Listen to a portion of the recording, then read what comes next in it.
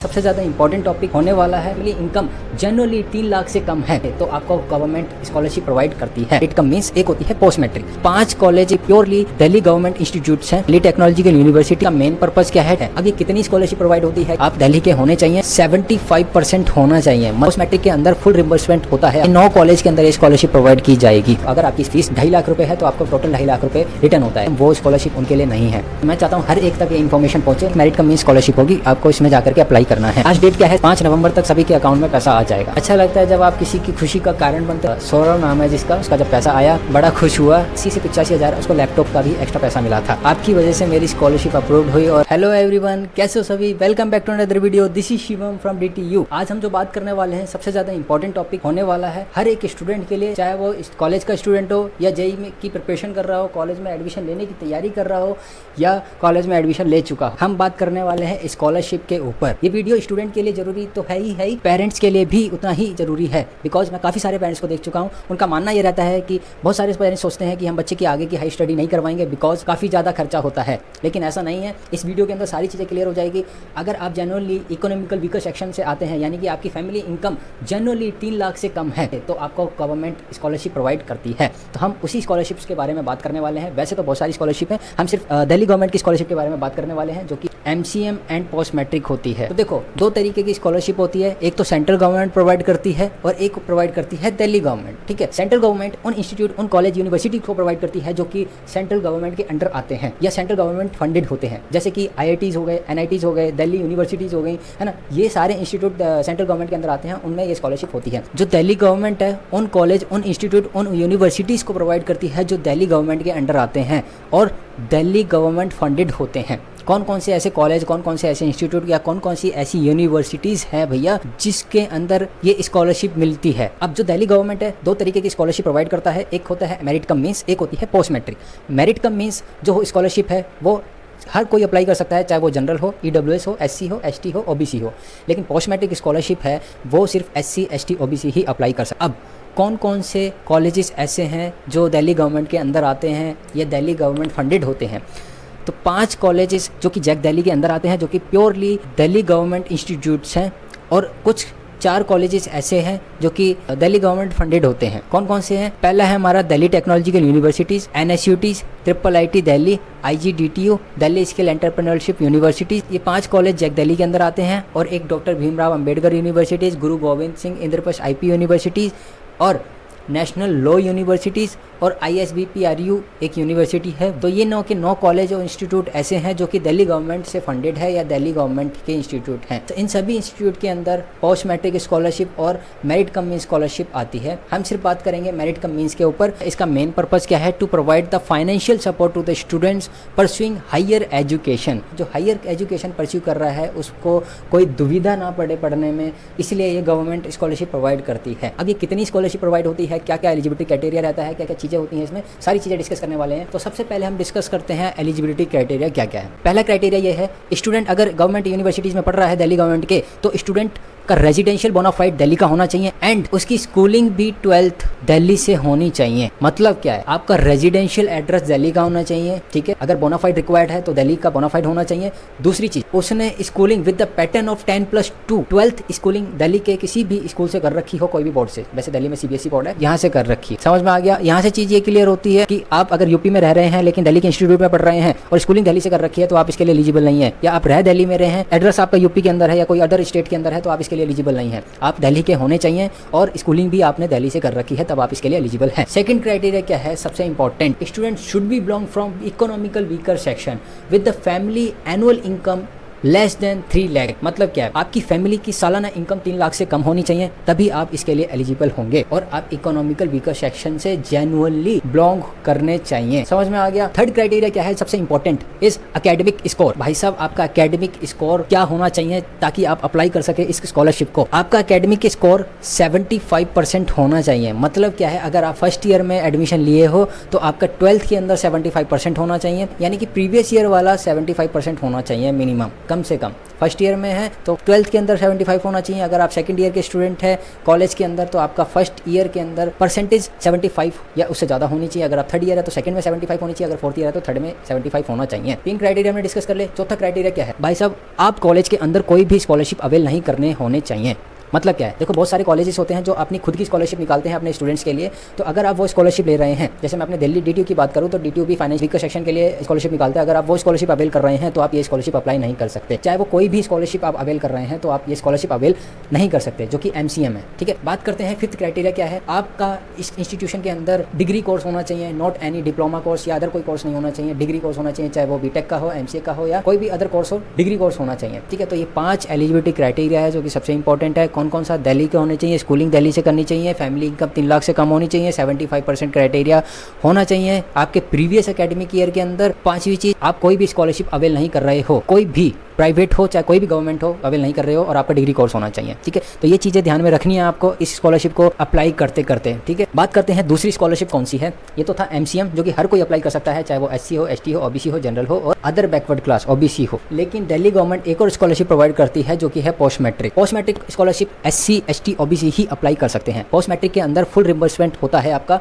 मतलब क्या है, अगर आपकी ट्यूशन फीस 2.5 लाख रुपए है तो उसके अंदर पूरा अमाउंट आपको रिटर्न होता है। उसके अंदर अप्लाई आप ई-डिस्ट्रिक्ट दिल्ली गवर्नमेंट के पोर्टल से करते हैं, लेकिन 40% स्टेट गवर्नमेंट प्रोवाइड करती है आपको और 60% सेंट्रल गवर्नमेंट आपको देती है। फाइनली अभी तक हम डिस्कस कर चुके हैं पोस्ट मैट्रिक स्कॉलरशिप और मेरिट कम मीन्स स्कॉलरशिप जो कि दिल्ली गवर्नमेंट प्रोवाइड करती है उन स्टूडेंट्स को जो इन गवर्नमेंट इंस्टीट्यूट में पढ़ रहे हो, दिल्ली के गवर्नमेंट इंस्टीट्यूट में पढ़ रहे हो या दिल्ली गवर्नमेंट फंडेड इंस्टीट्यूट में पढ़ रहे हो। समझ में आ गया? एलिजिबिलिटी क्राइटेरिया मैंने आपको दिखा दिया है, क्या क्या एलिजिबिलिटी क्राइटेरिया है, सब कुछ बता ही दिया है मैंने। अगर फिर भी कोई डाउट रहता है तो प्लीज़ कमेंट कर देना। एक और चीज़ इंपॉर्टेंट है, मैं बता देता हूँ कि कितना कितना अमाउंट इसमें मिलता है। बात करते हैं पोस्ट मैट्रिक की, जो कि कैटेगरी बेस होती है। Post matric SC, ST, OBC के लिए होती है। तो SC, ST को फुल रिम्बर्समेंट मिलता है पोस्ट मैट्रिक के अंदर। मतलब अगर आपकी फीस 2.5 लाख रुपए है तो आपको टोटल 2.5 लाख रुपए रिटर्न होता है। लेकिन 2.5 लाख के अंदर 40% आपको स्टेट गवर्नमेंट प्रोवाइड करती है, 60% आपको सेंट्रल गवर्नमेंट प्रोवाइड करती है। आपके पास जो रिटर्न आता है, स्कॉलरशिप अमाउंट रिटर्न होता है, वो 2 इंस्टॉलमेंट में होता है, 40% और 60%। 40% स्टेट गवर्नमेंट का, 60% सेंट्रल गवर्नमेंट का।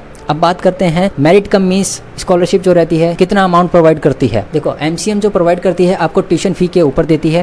ट्यूशन फी का मतलब क्या है, मैं अभी D2 की बात करूँ तो D2 की इस एकेडमिक ईयर की फीस जो है 2,43,000 है टोटल, लेकिन उसकी ट्यूशन फीस 1,55,000 कुछ फी है। ठीक है, तो MCM उस 1,55,000 पे इसको प्रोवाइड करती है। मतलब अगर आप 100% स्कॉलरशिप के लिए एलिजिबल है तो आपको 1,55,000 ही मिलेंगे। ट्यूशन फी है ना, ट्यूशन फी पे मिल रहा है तो ये ट्यूशन फी पर ही देता है। ठीक है, अगर आप 50% के लिए एलिजिबल हैं तो आपको 77 से 78,000 रुपये ही मिलेंगे।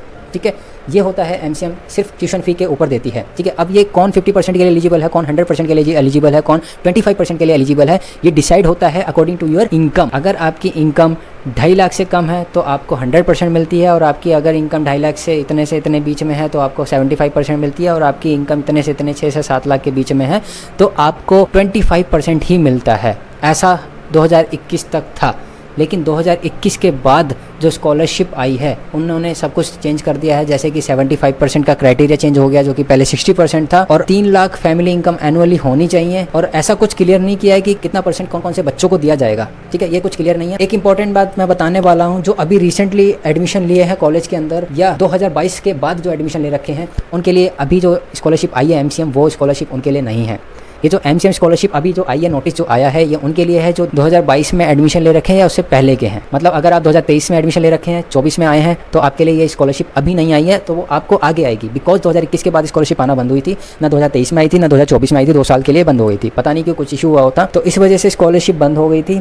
अब जाकर के नोटिस आया है 2024 में, जब मैं फाइनल ईयर के अंदर आ गया हूँ, और ये नोटिस के अंदर लिखा है फॉर ऑल द स्टूडेंट्स जिनका एडमिशन 2022 में हुआ है और उससे पहले का हो रहा है। ठीक है, तो ये इंपॉर्टेंट चीज़ है, इसको ध्यान में रखना। आपके लिए जो 2023 और 2024 बैच वाले स्टूडेंट्स हैं उनके लिए जो स्कॉलरशिप आएगी वो बाद में आएगी। चीज़ क्लियर है? अब ये जो नोटिस आया था, मेरा मेन मोटिव वीडियो बनाने का ये था, जो मैंने कॉलेज के अंदर ग्रुप बना रखे हैं, 5 ग्रुप है मेरे पास, उसमें 2,500 से 3,000 DTU के बच्चे हैं और NSUT के और IIIT दिल्ली के हैं, जहाँ पे मैं रेगुलरली उनको अपडेट देता रहता हूँ। वो ग्रुप बनाने का मोटिव भी यही था, क्योंकि मैं जब एडमिशन लिया था 2021 के अंदर तो मैंने लास्ट डेट में अप्लाई किया था स्कॉलरशिप। लास्ट डेट डेट तक इनकम सर्टिफिकेट नहीं बन पाया था, तो मैं उसको अवेल नहीं कर पाया था। तो मैं ये नहीं चाहता था कि मैं D2 में रहकर और D2 का कोई बच्चा वांछित रह जाए उस स्कॉलरशिप से, ठीक है। तो मैं चाहता हूँ हर एक तक ये इन्फॉर्मेशन पहुंचे, हर एक बच्चा जो डिजर्व करता है स्कॉलरशिप उनको मिले और आगे की पढ़ाई बिल्कुल बिंदास होकर के पढ़ सके। और जो मैंने ग्रुप बना रखे हैं, जिसमें 4 तो कम्प्लीटली फुल हैं, 5वां ग्रुप जो बना रखा है मैं उसको डिस्क्रिप्शन में डाल दूँ, अगर आप चाहते हैं तो ऐड हो सकते हैं।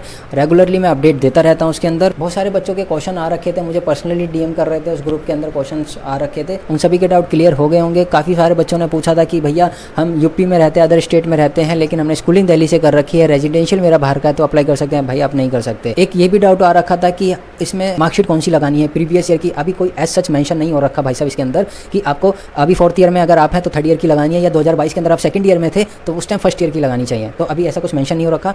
1 तारीख को पोर्टल ओपन होगा, तब सारी चीज़ें क्लियर हो जाए। अब भैया जल्दी से बता दो ये कब अप्लाई करनी है, लास्ट डेट क्या है, कब से स्टार्ट हो रही है, क्या क्या इसके डॉक्यूमेंट्स रिक्वायरमेंट है, तो डिस्कस करते हैं। नोटिस आ चुका है। पहले हमारे पास एलिजिबिलिटी क्राइटेरिया आया था जो कि मैंने आपको बता ही दिया है। दूसरा जो आया है टाइमलाइन आई है, टाइमलाइन में बढ़ के बता देता हूँ एक बार क्या क्या है उसके अंदर, ठीक है। तो मैंने आपको बता दिया है। पहला मेंशन कर रखा है इन्होंने 9 कॉलेजेस कौन कौन से हैं। सबसे पहले हमारे पास है गुरु गोविंद सिंह इंद्रप्रस्थ IP यूनिवर्सिटी और IIIT दिल्ली। मैं आपको ये यहाँ पे दिख जाएगा, आपको मैं लगा दूंगा। गुरु गोविंद सिंह है, IIIT दिल्ली है, doctor Bhimrao Ambedkar university, IGDTU है, DPSRU है, दिल्ली टेक्नोलॉजिकल यूनिवर्सिटीज़ है, नेशनल लॉ यूनिवर्सिटीज़ है और Netaji Subhas university of technology है and Delhi skill entrepreneurship university DSU नाम से जाना जाता है। तो ये 9 कॉलेज के अंदर ये स्कॉलरशिप प्रोवाइड की जाएगी। अब दूसरी इंपॉर्टेंट चीज़ भैया, अप्लाई कहाँ से करना है। दिल्ली गवर्नमेंट का एक पोर्टल है जिसको E-डिस्ट्रिक्ट नाम से जाना जाता है। तो वहाँ पर क्या करना है, E-डिस्ट्रिक्ट पोर्टल पे जाना है, आपकी ID पासवर्ड बन रखा होगा, है ना, नहीं बना तो वहाँ पर बनाना है, क्रिएट करना है, वहाँ पे लॉगिन करना है। डायरेक्टर ऑफ हायर एजुकेशन के डिपार्टमेंट में जाना है, वहाँ पे 2 स्कॉलरशिप दिखेगी जिसमें एक मेरिट कम मीन स्कॉलरशिप होगी, आपको इसमें जाकर के अप्लाई करना है,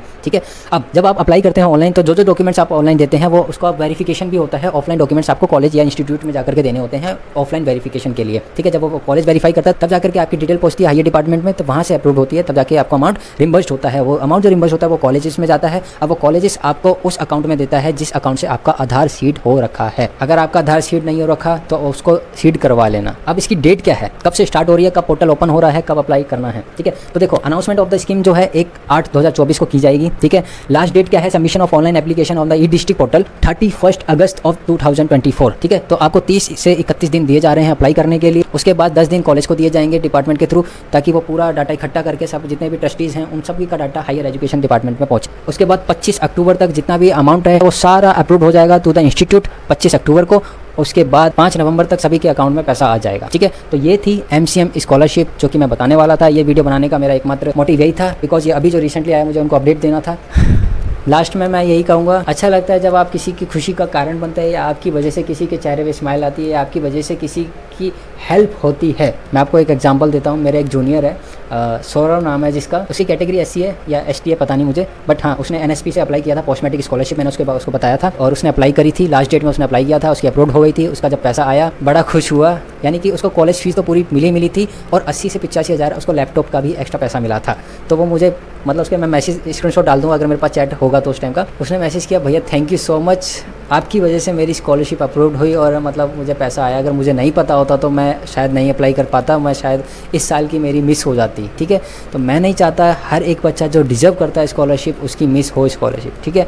हर एक बच्चे तक स्कॉलरशिप का इन्फॉर्मेशन पहुंचना चाहिए। उसने E-डिस्ट्रिक्ट से अप्लाई नहीं किया था, NSP से अप्लाई किया था जो कि सेंट्रल गवर्नमेंट का पोर्टल है। तो मैं रिकमेंड करूंगा जितने भी फर्स्ट ईयर स्टूडेंट है वो NSP से जाकर के ही अप्लाई करें, बिकॉज फर्स्ट ईयर में आपको सेंट्रल गवर्नमेंट कॉलेज फ़ी तो रिफ़ंड करती है, आपको लैपटॉप के लिए भी 80 से 85 हज़ार रुपये देती है।